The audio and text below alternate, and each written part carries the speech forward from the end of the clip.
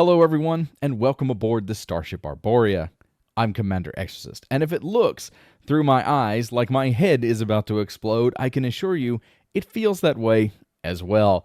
I am on the tail end of recovering from a pretty significant upper respiratory infection, but the mission must go on. And so welcome everyone. It is time once again for Talk-O Tuesday. This is my weekly Elite Dangerous show where I pick a Galnet article, read it, talk about it, primarily from a lore perspective, but I will break the fourth wall if necessary. I'm very excited because we haven't done a real one of these in a very long time because we had a CG that seemed to go on forever and ever. It was a huge moneymaker. Everyone made a lot of money, but it was really long, and it kind of put an end to Galnet updates and political intrigue and all the weird stuff that goes on in the galaxy, but we are back. Now, today's video is slightly different than some of the other Taco Tuesdays that I do.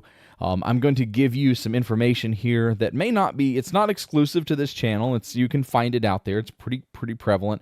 There'll be a link in the description to Canon's website for details about what we're going to talk about, which is the missing student mystery. So there is an ongoing mystery, quote unquote, in Elite right now that started a few days ago, and it started with an announcement on social media, and it kind of set the Canon boys, and it set everybody that's, interested in ciphers and encryption and that kind of stuff into a frenzy trying to figure out the answers to this mystery. So they were able to crack it pretty quickly, as usual.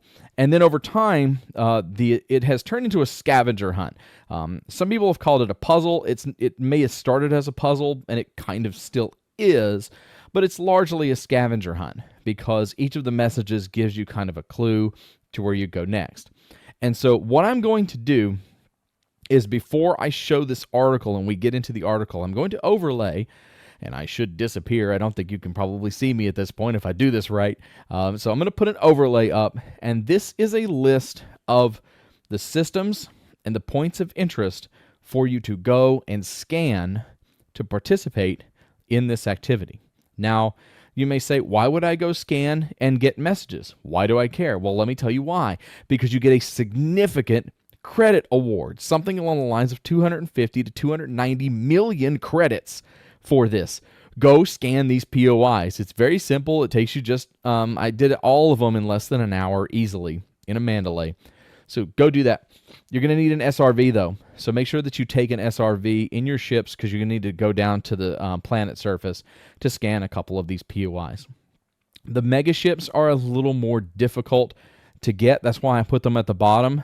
I think they're kind of optional. I got all of the rewards, including the paint jobs. There's some paint jobs out there as well that are being rewarded for this. Check it out. It's pretty cool. If you go to the link in the description below with Canon's information, they'll have all that information. I'm not going to put that up here, not for this video. But I got all of that stuff by just scanning the POIs and not the mega ships. So I don't know if that was intended.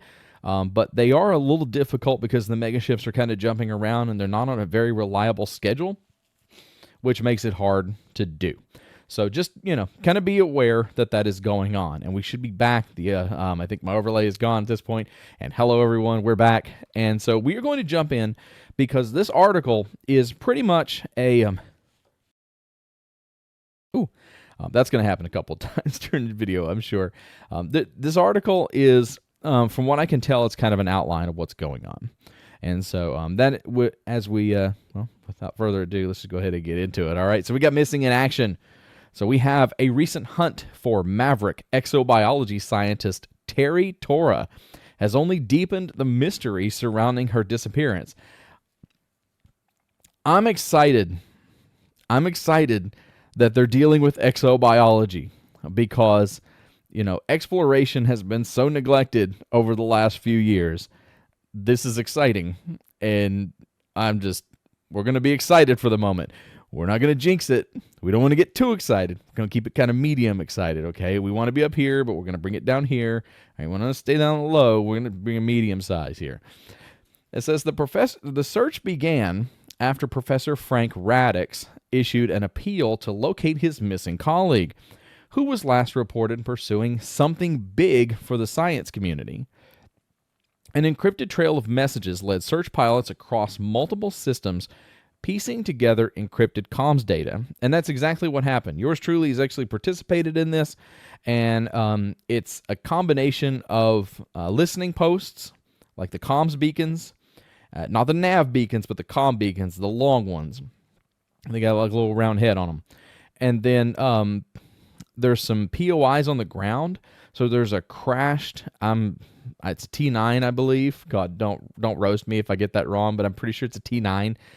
And I'll make sure if you scan the T9, you do both of them. There's 2 ports on that ship, so make sure that you scan both of those. And then there's like a POI next to Moon Prospect. So there's a couple of little things that are spread out across this little region of space. It's kind of spans about 300 to 400 light years. And it says thousands participated, ultimately confirming Tora's final location in HIP 87621, a permit lock system. So all that work for a permit lock system. Now, this is where things get interesting, because it's been permit locked forever, but why? What's so special? And what can be so special that's in a single star system that we haven't seen before? There's a lot of speculation about this. And yes, there are plenty of people out there saying this is Raxxla. I'm kind of on the fence about it. I'm not saying that it couldn't be Raxxla. And if it is Raxxla, I think I would be disappointed, to be honest. I think Raxxla should never be found. I'm one of those guys that thinks that the mystery of Raxxla is something that needs to be left alone. We don't need to find Raxxla. Raxxla is the friends we've made along the way. The meme works. I think no matter what Raxxla is, if we actually found it, it would be disappointing. I really do. And it would take away that mystery of where is Raxxla? What is it? We know it's there. We're just like flying by it every day and we just don't see it. You know, I hope it's not Raxxla, okay? But if it is, we will deal with that as a community and how we deal with things. Speculation about the system is rife, as no third party or superpower has claimed ownership of the permit lock, leading to rumors about its true significance and why access has been restricted for so long. There's a lot of speculation out there. I've heard everything from on-foot Thargoids to some kind of new exobiology that's going to be appearing. And I can tell you, breaking the wall, that Frontier has actually said that there is more to this than credits and ship skins. So there's more to this. Something is coming, or something something's coming. There is something more to this. So this is not just for show. And so, is this like the permit lock system where we unlock the Thargoids and we finally get them on the ground? God, that would be amazing. I doubt it, but that would be amazing. Professor Radix issued the following statement after the discovery of Tora's last known location. My thanks go to the many pilots who answered my call. Terri's trail has led us somewhere we have never been able to access before. Why is access to this system restricted? Who operates the permit? And what discovery did Terri make beyond this cloak of secrecy? There's a lot of questions to be answered there. A lot of good questions that we need answered, because what is she doing? What's going on here? A spokesman for the October Consortium responded to calls regarding the presence of its 2 megaships, stating that a routine survey expedition was occurring in the region. It denied knowing anything regarding Tora's current whereabouts. So that's, if you go and scan the messages, you'll find that basically she was trying to stow away on the ships and use the ships to gain access to her final destination ultimately. And whatever it is she was looking for, she found. So it's not like she did not disappear still searching. She found what she was looking for. As one mystery has been answered, more questions are raised, with icecasters and opinion piece authors demanding to know what lies within HIP 87621 and where Terri Tora is now. See, the problem with something like with HIP H6, whatever, the HIP system, the permit lock system, the problem with something like this is that we we don't know how to get the permit lock off of it because we don't know who owns it. So it's not like we can lobby the Empire or the Federation or the Alliance. I mean, I'm sure one of them owns it. Somebody has to own that permit lock. Who is it? Who has the key to it? Is the combination 1, 2, 3, 4, 5? Because that would be really cool and kind of stupid. But what is it that we need to do to unlock this thing? And I'm going to throw out there, there's some folks out there, there's a lot of people out there that are kind of waiting down the clock, and I'm part of that. But there's also a part of me that wonders what we're going to have to do to get that permit lock removed. I'm not sure it's just going to disappear. Okay? Maybe it's the start of a community goal. Maybe we got to deliver so many tacos to some station. I don't know. But, I just don't see it opening by itself. Now, it might. It's totally fine. If it does, that'd be great.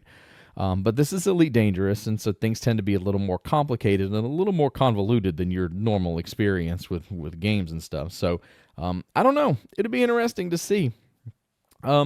But it was a little complicated at first. Thankfully, the guys at Canon took care of that and identified where the beacon was and got people kind of rolling. And so now it's pretty easy to do. Just go out there and scan the different locations, read the story, and you're engaged in what is going on. And at this point, the most difficult aspect of it is trying to find the Cygnus and the Orion as they keep jumping around, and they're not exactly where we always think they're going to be. So, the best I can do is offer the link to the Canon website, and if you are on a Discord or have communication with other commanders that are tracking this thing, just keep an eye out on those communities for information about where the ships are. Like, I got a message earlier today that the Cygnus had finally arrived in a system, so I logged in real quick just to get that scan so that I could finish everything with this.